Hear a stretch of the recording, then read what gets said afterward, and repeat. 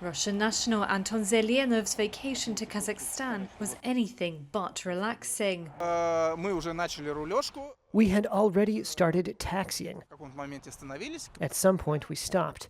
The aircraft captain announced that we could not download location equipment or weight indicators, so we had to wait for a little bit.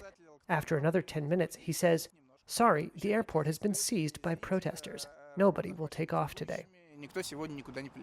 Back in Moscow, he recalled how he found himself caught up in a wave of protests that sparked the deadliest outbreak of violence in the country's 30 years of independence.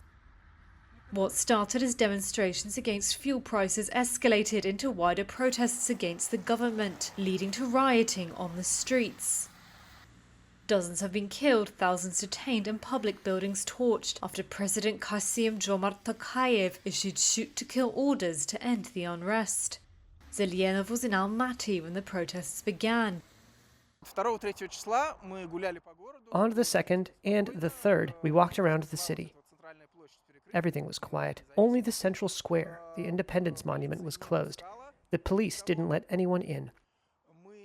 We tried to take the back streets to go sightseeing. We reached the square. The police didn't let us into the square, but allowed us to take pictures. But there were no protesters. There was nothing there. Zelyanov said things took a turn on January the 5th when he heard stun grenades in the city.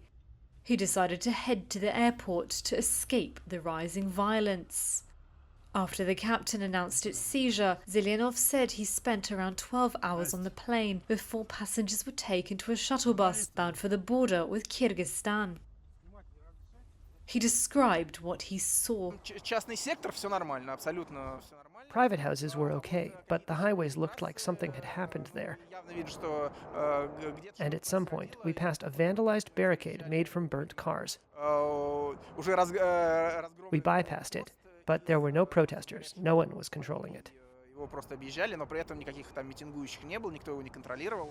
Kazakhstan authorities said on Sunday they had stabilized the situation across the country and troops from a Russian-led military alliance were guarding strategic facilities.